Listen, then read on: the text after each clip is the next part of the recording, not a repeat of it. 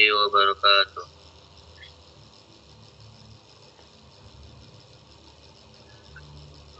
Alhamdulillah, berduduknya saya di sini, saya akan menjelaskan soal dan jawaban nomor 11 sampai 15. Nomor 11. Perhatikan gambar berikut ini. Gambar di atas menunjukkan kepatuhan perilaku masyarakat terhadap norma A. Kebiasaan dalam masyarakat. B. Kesopanan yang dijunjung tinggi oleh masyarakat. C. Kesusilaan yang diyakini masyarakat. D. Agama yang dianut oleh anggota masyarakat. E. Hukum yang berlaku dalam masyarakat. Jawabannya adalah D. Agama yang dianut oleh masyarakat. Yang dalilnya di dalam Al-Quran Al-Hujurat ayat 13 yang berbunyi, ya ayyuhan nasu inna khalaqnakum min dzakarin wa untha wa ja'alnakum syu'uban wa qabaila lita'arafu inna akramakum indallahi atqakum. Yang artinya, hai manusia, sesungguhnya kami menciptakan kamu dari seorang laki-laki dan seorang perempuan dan menjadikannya kamu bangsa-bangsa dan bersuku-suku supaya kamu saling kenal mengenal. Sesungguhnya orang yang paling mulia di antara kamu di sisi Allah ialah orang yang paling takwa di antara kamu. Sesungguhnya Allah Maha mengetahui lagi Maha mengenal. Quran Surat Al-Hujurat ayat 13. Nomor 12. Dalam masyarakat modern dan heterogen, hubungan sosialnya bersifat longgar dan hubungan didasarkan pada kebutuhan semata. Menurut Emil Durkheim, solidaritas yang ditemukan pada masyarakat tersebut adalah organis. Dampak dari adanya hubungan sosial seperti ilustrasi tersebut adalah A. Munculnya pertentangan di antara anggota masyarakat karena di antara anggota masyarakat tidak saling bergantung. B. Terbentuknya keteraturan sosial karena terbentuk ikatan di antara anggota masyarakat sehingga mudah mengembangkan sikap toleransi dan saling menghargai. C. Timbulnya solidaritas yang berlebihan karena menganggap masyarakat lebih unggul dibandingkan masyarakat lain dan hal tersebut dapat mengganggu stabilitas sosial di masyarakat. Jawabannya ialah E. Terbentuknya solidaritas yang rendah sehingga dalam masyarakat berkembang sikap individualisme. Penjelasan.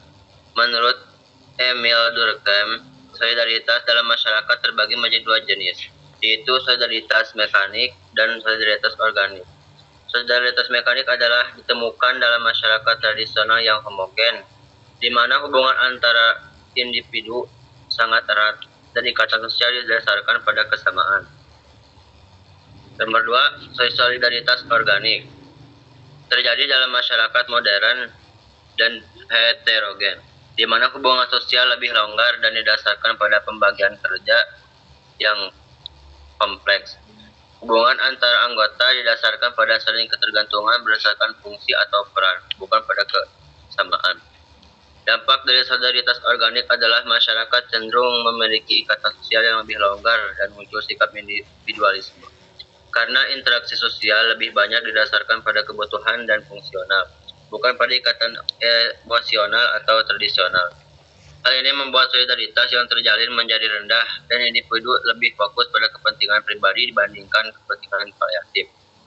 Dalilnya ayat Al-Quran Surat Al-Hujurat ayat 11 yang berbunyi, ya ayyuhalladzina amanu la yaskhar qaumun min qaumin asa ayyakuna khairan minhum wala nisa'un min nisa'in asa ayyakuna khairan minhun wala talmizu anfusakum wala tanabazu bil alqab bi'sal ismul fusuq ba'dal iman wa man lam yatub fa ulaika humud dhalimun. Yang artinya, hai orang-orang yang beriman, janganlah satu kaum mengolok-olok kaum yang lain, karena boleh jadi mereka yang diolok-olok lebih baik dari mereka yang mengolok-olok. Dan jangan pula wanita mengolok-olok wanita lain, karena boleh jadi wanita yang diolok-olok lebih baik daripada wanita yang mengolok-olok. Janganlah kamu mencela dirimu sendiri, dan janganlah kamu memanggil dengan gelaran yang mengandung ejekan. Seburuk-buruk panggilan adalah panggilan yang buruk sesudah iman. Dan barang siapa yang tidak bertaubat, maka mereka itulah orang-orang yang zalim. Ayat ini menekankan pentingnya menjaga kehormatan antar individu dan saling menghargai, yang dapat mengatasi dampak negatif dari hubungan sosial yang longgar dan individualisme. Nomor Nomor 13. Sosialisasi merupakan proses belajar mengajar mengenai pola-pola tindakan interaksi dalam masyarakat. Sedangkan menurut Robert M. Zlawang, sosialisasi adalah proses mempelajari norma, nilai, peran, dan semua persyaratan lain yang digunakan untuk memungkinkan partisipasi yang efektif dan dalam kehidupan sosial. Contoh gejala sosial yang sesuai dengan konsep sosialisasi tersebut adalah A. Individu menyesuaikan diri dengan nilai dan norma yang ada dalam masyarakat. B. Remaja mempelajari sikap sopan santun dalam pergaulan di lingkungan sekolah yang baru. C. Setiap individu menjalankan ibadah sesuai dengan agama dan keyakinan yang D. Individu yang telah berumur 17 tahun itu wajib dan berhak ikut serta dalam pemilihan umum. E. Pelajaran dengan penuh kesadaran melaksanakan semua tugas yang diberikan guru kepadanya dengan baik. Jawabannya adalah A. Individu menyesuaikan diri dengan nilai dan norma yang ada dalam masyarakat. Penjelasannya ialah sosialisasi adalah proses di mana individu belajar dan menginternalisasikan norma, nilai, peran, dan kebiasaan yang ada dalam masyarakat. Tujuan sosialisasi adalah agar individu dapat berpartisipasi secara efektif dalam kehidupan sosial. Dalam konteks ini, sosialisasi mencakup pembelajaran tentang bagaimana berperilaku yang sesuai dengan harapan sosial. Dalilnya adalah ayat Al-Quran, surat Al-Hujurat ayat 13. Ya ayyuhan nasu inna khalaqnakum min dzakari wa unsa wa ja'alnakum syu'uban wa qabaila lita'arafu. Inna akramakum indallahi atqakum. Innallaha alimun khabir. Yang artinya, wahai manusia, sungguh kami telah menciptakan kamu dari seorang laki-laki dan seorang perempuan. Kemudian kami jadikan kamu berbangsa-bangsa dan bersuku-suku agar kamu saling mengenal. Sungguh yang paling mulia di antara kamu di sisi Allah ialah orang yang paling bertakwa. Sungguh Allah Maha Mengerti dan Maha Teliti. Makna ayat tersebut ialah ayat ini menekankan pentingnya saling mengenal, berinteraksi, dan belajar satu sama lain dalam masyarakat yang beragama. Proses sosialisasi dalam kehidupan sosial tercermin dalam ajakan untuk saling mengenal dan memahami norma serta nilai dari berbagai kelompok masyarakat. Ini mengajarkan bahwa dalam perbedaan terdapat proses pembelajaran sosial yang penting untuk menciptakan hubungan harmonis dan saling menghargai. Ayat ini relevan dengan konsep sosialisasi karena mengingatkan manusia untuk hidup dalam kebersamaan, saling memahami dan menyesuaikan diri dengan norma-norma sosial yang ada di sekitar mereka. Sebagai bagian dari pembelajaran sosial yang berkelanjutan. Nomor 14. Orang tua menerapkan pendidikan yang bersifat interaktif dan mengutamakan komunikasi dua arah dengan menekankan pada penghargaan. Pola sosialisasi yang digunakan sesuai dengan ilustrasi tersebut adalah A. Represif, B. Tersier, C. Primer, D. Sekunder, E. Partisipatoris. Jawabannya adalah E. Partisipatoris.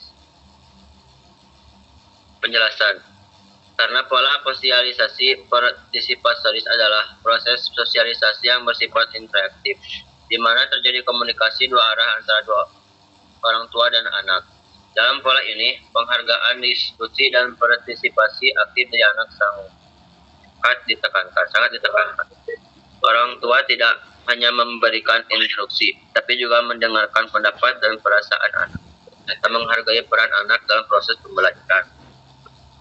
Dalilnya ialah dalam surat Luqman ayat 19. Faqsid fi masyika waghdud min saytik inna akramakum indallah inna ankara aswati la sautul hamir. Dan sederhanakanlah kamu dalam berjalan dan gunakanlah suaramu. Sesungguhnya seburuk-buruknya suara adalah suara keras. Makna ayat tersebut ialah ini menggambarkan sebagaimana Luqman mendidik anaknya dengan bijaksana, penuh kasih sayang, dan menghargai peran anak dalam proses pembelajaran. Luqman berkomunikasi dengan lemah lembut, memberikan nasihat, mendengarkan, dan mengajak anaknya untuk berpikir. Ini mencerminkan pola sosialisasi partisipatoris yang menekankan komunikasi dua arah dan penghargaan. Ayat ini menunjukkan pentingnya sosialisasi yang berbasis pada interaksi positif, dialog, dan pengajaran yang bersifat partisipatif. Sesuai dengan prinsip mendidik anak dalam Islam yang mendorong orang tua untuk menjadi teladan yang baik, penuh pengertian, dan terbuka terhadap masukan anak. Ke-15. Perhatikan contoh berikut ini. Guru BP memberi nasihat pada siswa agar jangan meninggalkan kelas ketika kegiatan belajar mengajar sedang berlangsung. Polisi menghimbau pada para pelajar agar jangan terlibat tawuran pelajar. 4. Badan Narkotika Nasional melakukan sosialisasi pada para pelajar mengenai dampak negatif narkoba bagi kesehatan. Pola yang digunakan dalam pengendalian sosial seperti contoh di atas adalah A. Koersif, B. Represif, C. Persuasif, D. Preventif, E. Kompulsif. Jawabannya adalah C. Persuasif. Penjelasannya ialah pola pengendalian sosial yang bersifat persuasif dilakukan dengan cara memberikan nasihat, ajakan, imbauan atau sosialisasi tanpa paksaan. Tujuan utama dari pendekatan ini adalah untuk mengubah sikap atau perilaku individu secara sukarela melalui pengarahan, pendidikan, dan pembinaan. Dalilnya adalah ayat Al-Quran surat An-Nahl ayat 125 yang berbunyi, Ud'u ila sabili rabbika bil hikmati wal mau'izatil hasanati wajadilhum billati hiya ahsan. Inna rabbaka huwa a'lamu biman dhalla an sabili wa huwa a'lamu bil muhtadin. Yang artinya, serulah manusia kepada jalan Tuhanmu dengan hikmah dan pelajaran yang baik dan bantahlah mereka dengan cara yang baik. Sesungguhnya Tuhanmu dialah yang lebih mengetahui siapa yang tersesat dari jalannya dan dialah yang lebih mengetahui siapa yang mendapat petunjuk. Makna ayat tersebut ialah menekankan pendekatan persuasif dalam mengajak orang lain kepada kebaikan. Allah Subhanahu wa taala memerintahkan untuk mengajak dengan cara yang bijaksana, yaitu hikmah, nasihat yang baik, mau'izah hasanah, dan berkomentasi yang santun. Ini mencerminkan pola pengendalian sosial yang mengutamakan pendekatan yang lembut, edukatif, dan penuh penghargaan tanpa paksaan. Ayat ini relevan dengan contoh-contoh yang diberikan nasihat guru BP, imbauan polisi, dan sosialisasi BNN, yang semuanya menggunakan metode persuasif untuk membimbing individu menuju perilaku yang lebih baik tanpa menggunakan kekerasan atau paksaan. Terima kasih Mang Alan sudah menjelaskan poin nomor dari poin nomor 11 sampai poin 15. Oke, Mang Epan dibuka lagi aja kameranya, Mang Epan. Tes.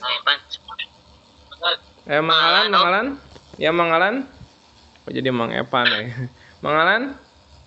Nah, oke, Om Bom ingin bertanya kepada Mang Alan. Nah, kira-kira dari poin 11 sampai poin 15 materi apa yang Mang Alan sukai? Atau pertanyaan apa dari Mang Alan sukai? Pertanyaan ya, yang paling Mang Alan bisa materinya tuh yang mana?